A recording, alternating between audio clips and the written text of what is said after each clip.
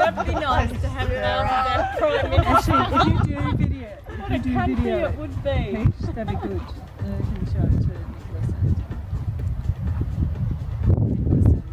and Adrian and Jeff? And to just visual about. As I look around this group, I'm just so encouraged and enriched and so joyous over the relationships that I have with each one of you. My dear friends and my dear family. I just feel incredibly privileged, and so I'm incredibly grateful for each one of you who bring a richness to my life that's very distinct and very potent as well. Very much a part of me. So thank you all for being here. Thank you for being the people that you are. And I suppose when I was thinking about this, I was reflecting on some of my early years. I can say that now because I'm old. And, older. And one of the things that I realised I used to do, even without knowing it, was to find something or someone that I could place my ultimate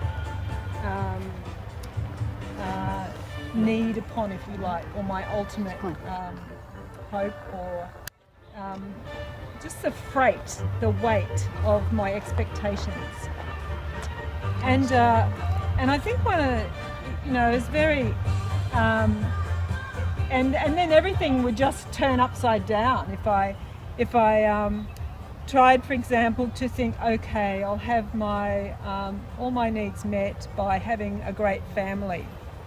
Then something would happen and there would be trouble, or we'd have a financial reversal, or we'd have to move, or something would happen and the whole situation would just turn upside down.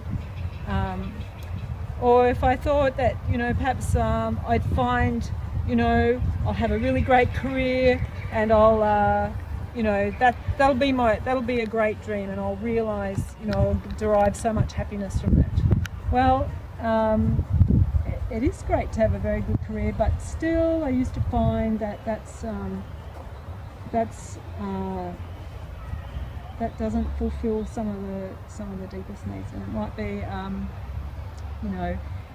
being with certain people, or being with having a reputation for good things. I used to just take on board a lot of the things that my culture would say to me as being things that I could place an ultimate trust and hope in for happiness. And I used to find constantly it would just fall through. And I don't know if you've ever been in the presence of someone truly great and truly inspiring, but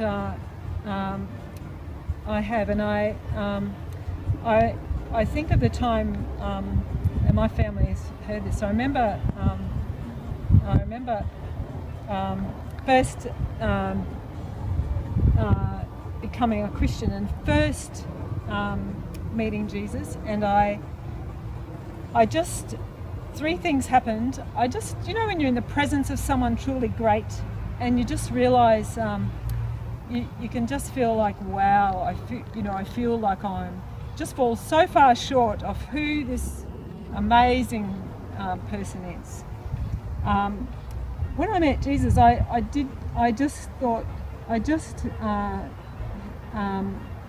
knew, where I was in terms of my limitations, etc. But I also knew him. I found that he just loved me to the sky. And he was also someone who I never ever wanted to be away from. I always was so dynamic that I just wanted to constantly be in his presence. I don't know if you've ever been around someone like that, but that was my experience. And I realised then that this one was the one that could totally entrust with myself, with my needs or my circumstances, all that was going right or wrong in life, whatever that was. It just was very clear that I belonged to him. So it's also taken me a long time to realise that still the way my heart functioned was still to look for my needs for approval or self-esteem, or particularly those two, I think, for me. Still used to look for it in the places that my culture would say I could find it, but I would pull up short. So I just wanted to say that was for my early life, that was something for me that was very much my experience.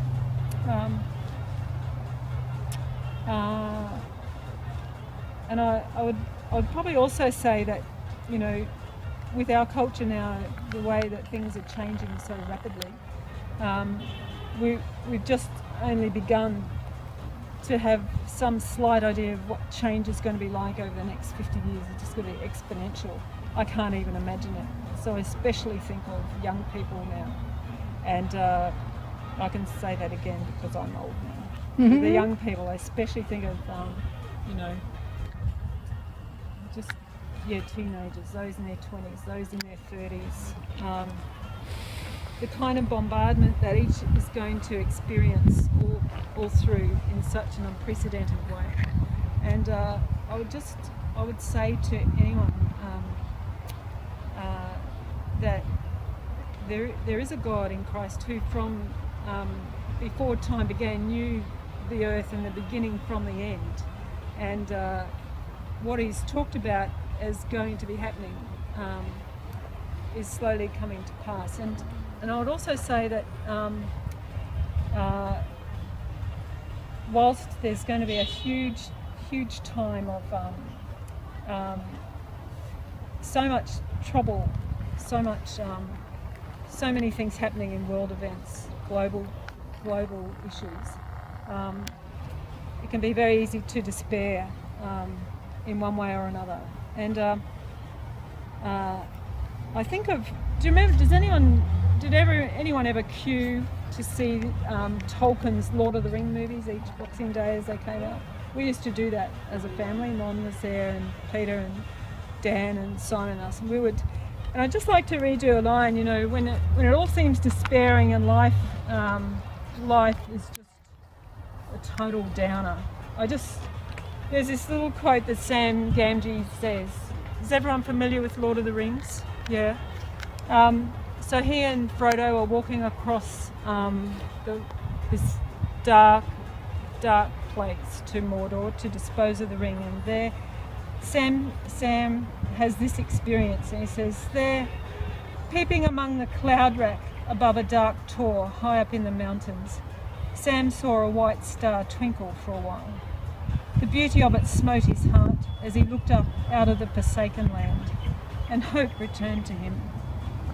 For like a shaft clear and cold, the thought pierced him that in the end the shadow was only a small passing thing. There was light and high beauty forever beyond its reach. And that was from Return of the King that Tolkien wrote. And I just think it's very easy to lose sight for me to dream of a day when there'll be such integration and such beauty. How could that ever be in such a world as we live in now, where there's just so many problems, there's so much that's wrong. So but I do believe the God who says, look, I am working and I continually work to make that right. And then the last thing I'd say in terms of a vision, in terms of the extent of the integration that he says lies ahead, it's written by a guy called Isaiah, who lived a very long time ago, and he says this: the wolf shall live with the lamb, The leopard shall lie down with the kid, the calf and the lion and the fatling together, and a little child shall lead them. The cow and the bear shall graze, their young shall lie down together, and the lion shall eat straw like the ox. The nursing child shall play over the hole of the asp, and the weaned child shall put their hand on the adder's den. They will not hurt or destroy on all my holy mountain, for the earth will be full of the knowledge of the Lord, as the waters cover the sea. And I believe this in this trustworthy God who claims and made heaven and earth. I just want to say that he remains constant for anyone and invites anyone to be in relationship and to partake with him in what is his life, his very rich life. He knows the hairs on our heads, he knows the tears we cry, he knows when we turn over in our beds at night, he knows everything about us, a word before it's spoken. And that's a kind of intimacy that I've experienced with him, and I know millions of people around the world have that experience with him. So what I'm saying to you is that's where my hope lies, and my prayer for each person, certainly here, and certainly prayer for people around the world, is that they would know the reality of this God who made them, has his best plans for them, and certainly is about making everything whole in you. So I just want to say that, and thank you for one of his gifts to me as each of you, and so thank you for being you, and thank you for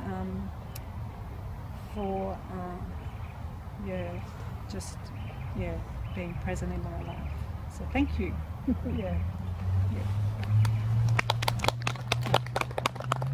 Happy birthday, Barb. Thank you. It's great being 60. I recommend it. I think it's fabulous. Yeah. Together, you are the same. Oh, Brian, loved the photo together. A group photo. Group photo together, yeah. I love your honesty. Hope I get there when I'm 60, Barb. I don't know if I'd say all that. It's all in my heart, but to actually say it in front of, you know what I mean? Yeah. It's just very courageous. Yeah.